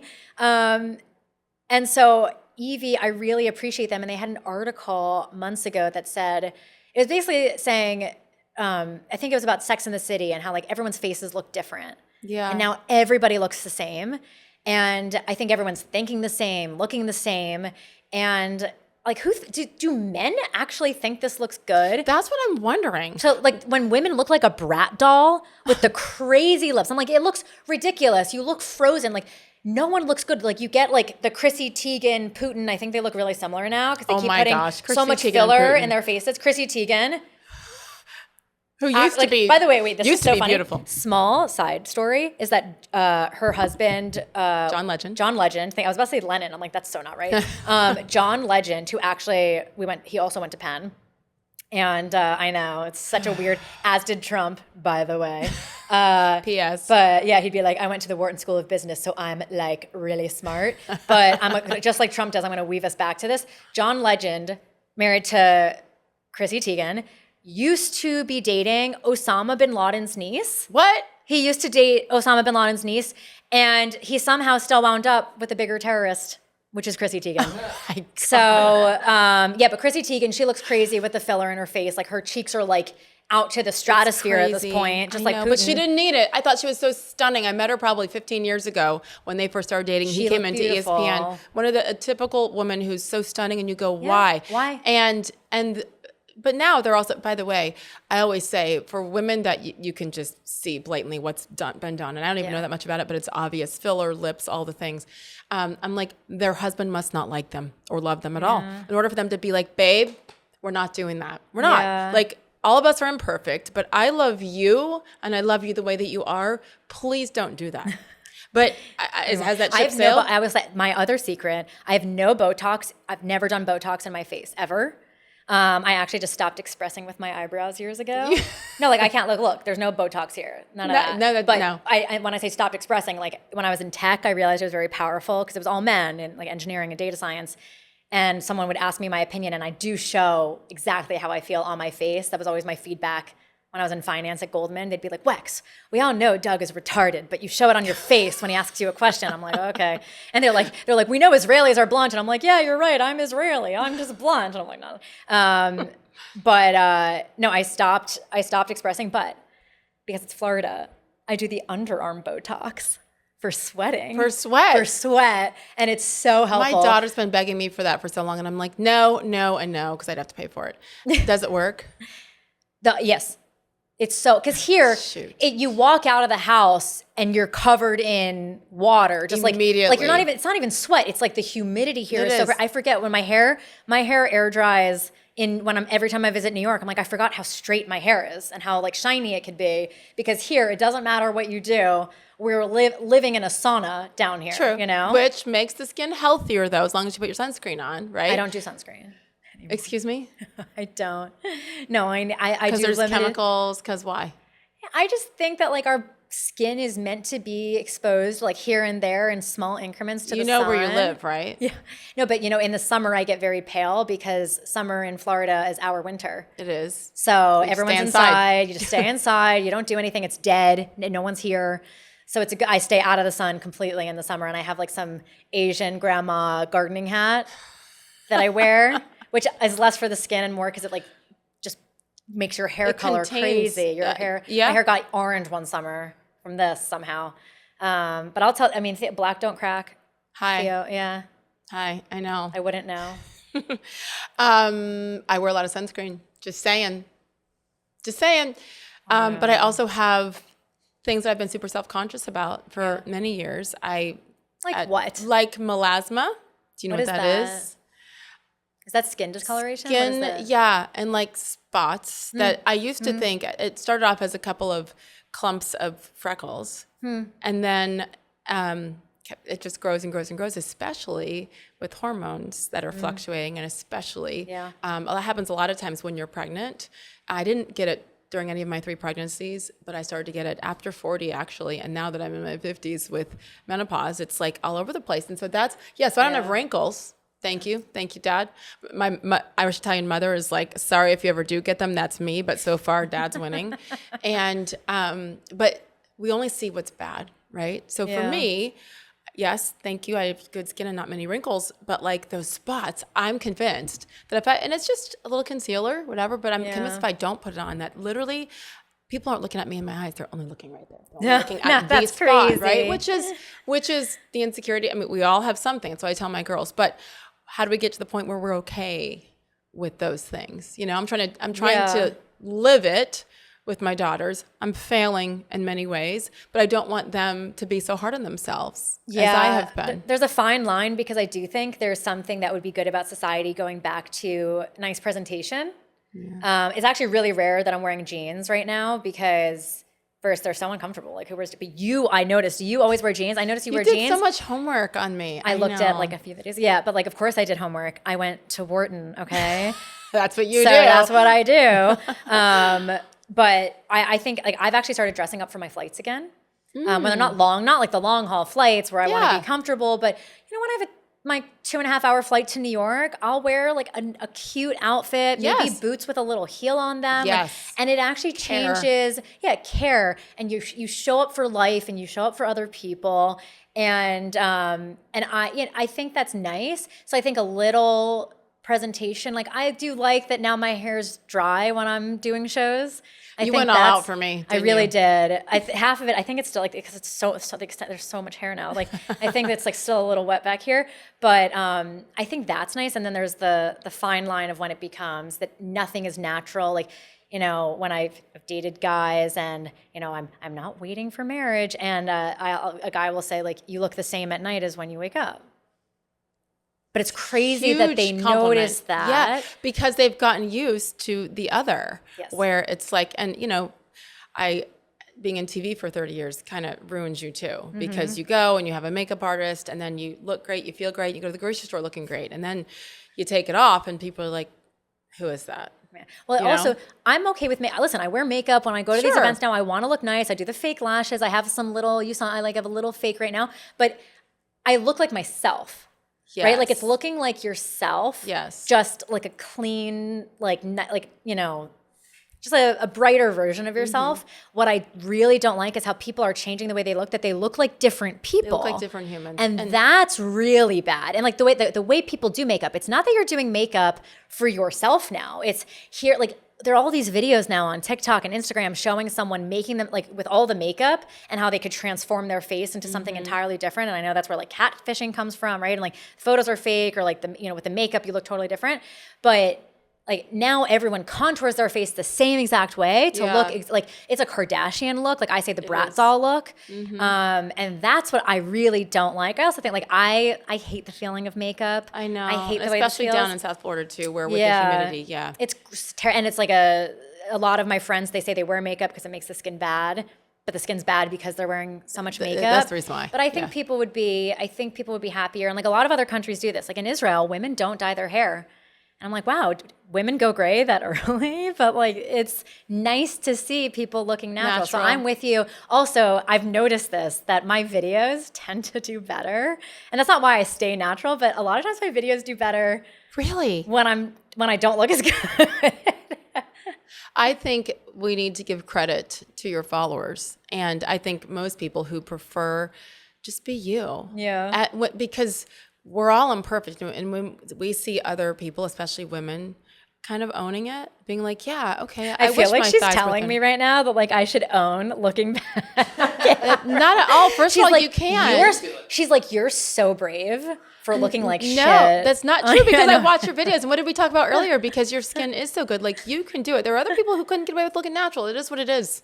It is what it is, honestly. It is. I will say it's surprising in this space when you meet people in person for the first time and see how different they look without the filter. Yeah. And it's like a jump scare is an extreme phrase, but there is a big delta between the way people look in their videos and in person. But I do think it is important. And then just to let go. Like that is something that has come with age. Like it is what it is. There's certain things you work on, but otherwise, and it sounds so cheesy, but like I'm okay with finally loving myself. Like, am I a nice person? Again, sounds cheesy, but like, what are we leading with here? This, because that's all fixable. And by the way, it's going to keep changing.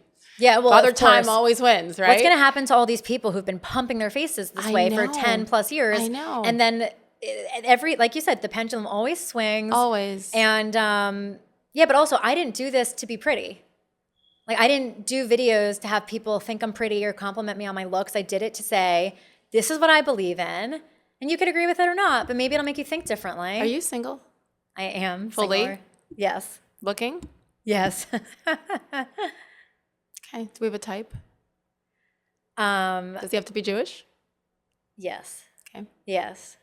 I've dated non-Jews, but I'm not trying to take anybody away from their mother at Christmas.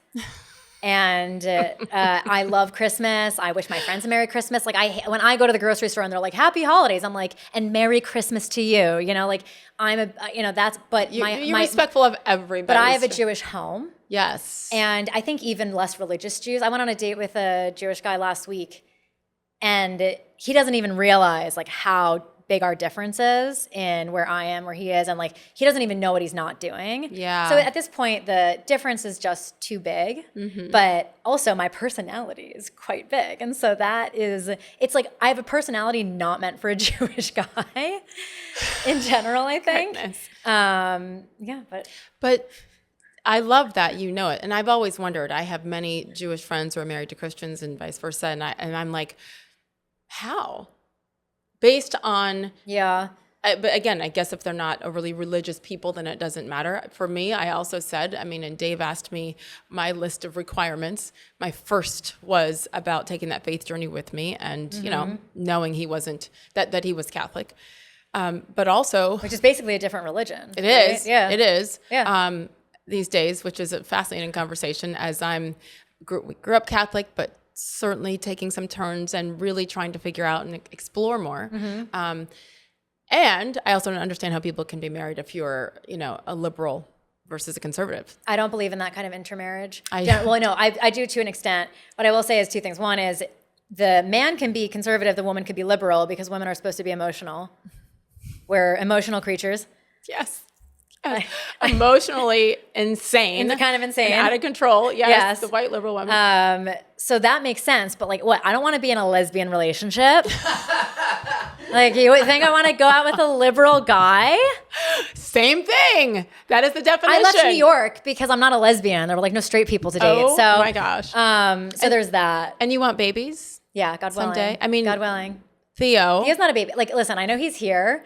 Theo's not a child. He's my dog, and honestly, I just so people know, Sage asked me to bring.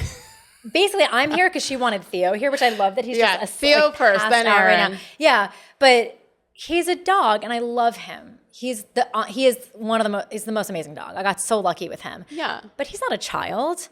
Do you bring him to restaurants and stuff? No, because are you that dog owner? No. Because I hate that. No, I don't do that. Also, and it's very food driven. It's distracting. It is. The only thing is it's tricky because with our schedules, a lot of times I'll leave him with a dog sitter. Whenever I go to DC, I can't bring him because I'm always in meetings. I don't sleep when I'm in DC. I can't bring him.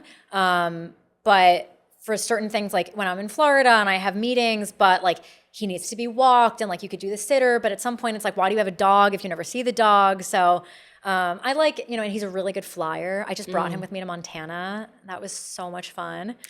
And did he have the red vest on the plane? You don't need to do the vest. No. You don't need to anymore? No, he had the bow tie on. He's a gentleman. Oh, okay. Yeah, But he's not your service animal?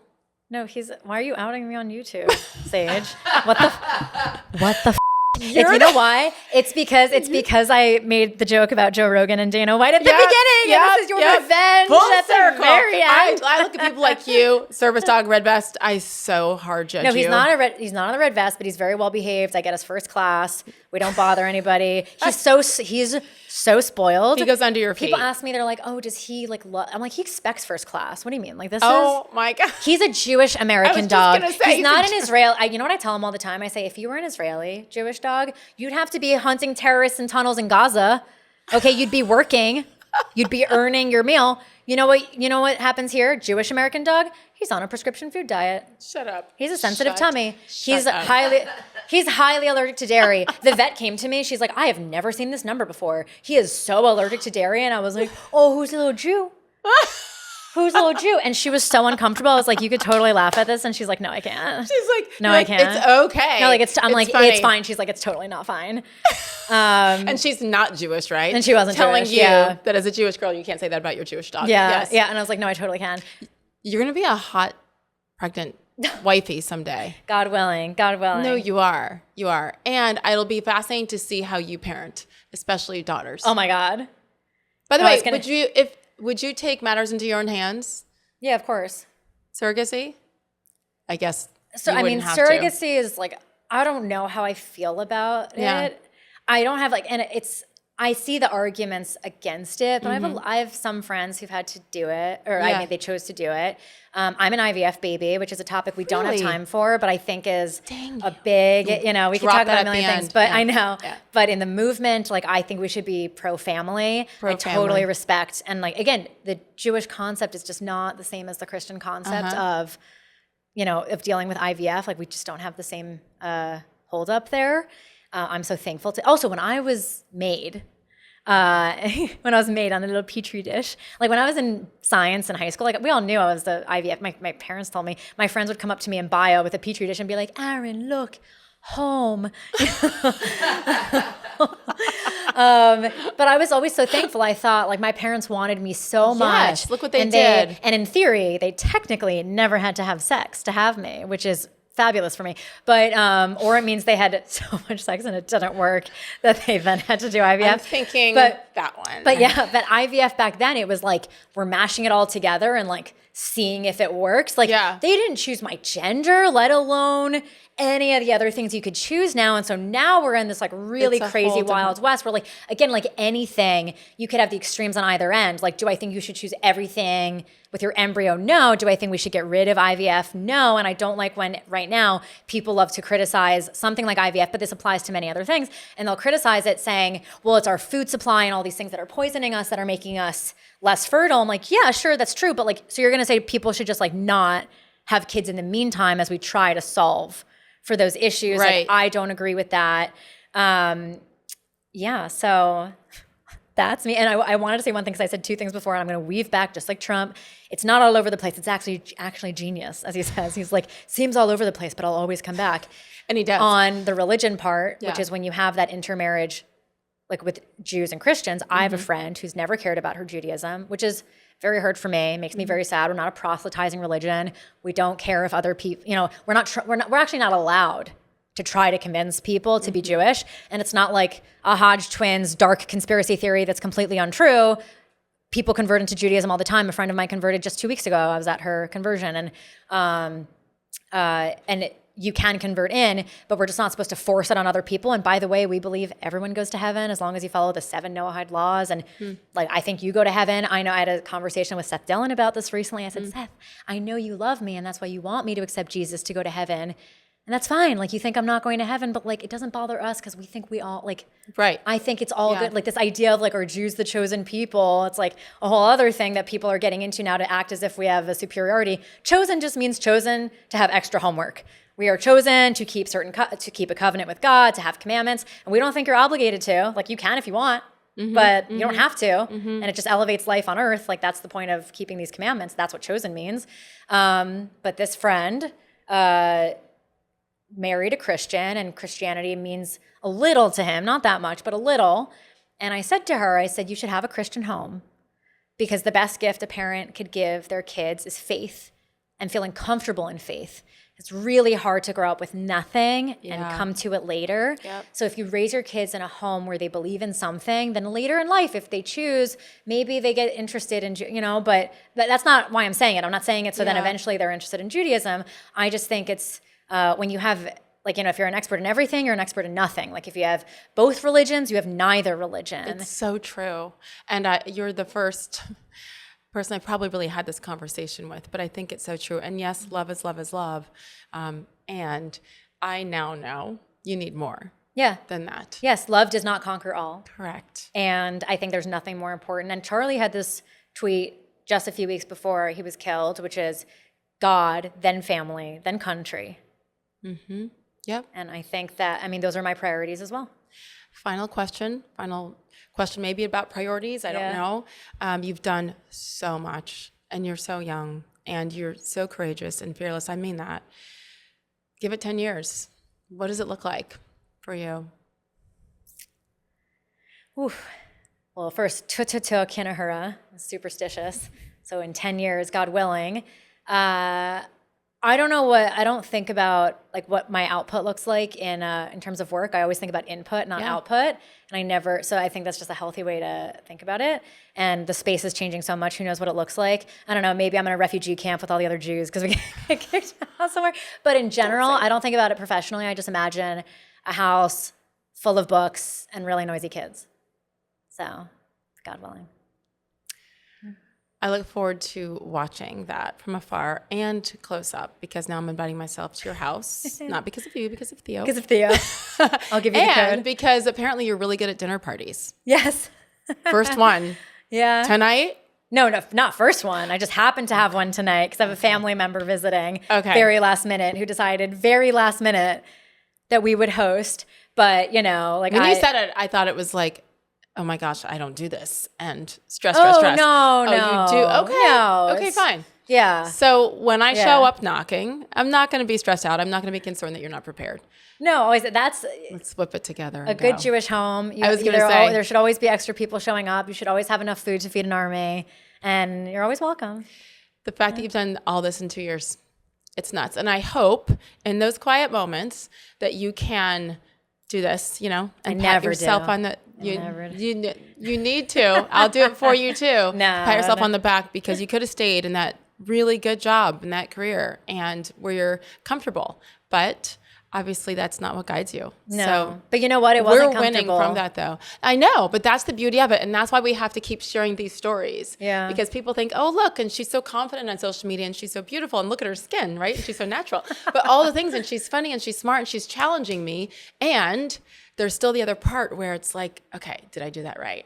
This is scary. Did I piss this person off? Am I throwing away an advertiser because I went there? You know, that's the courage that it truly does take. So thank you. And for guiding me in this way too. Oh, honestly, the best part truly about doing this is being friends with people I looked up to for so long. I remember hearing you on Megyn Kelly.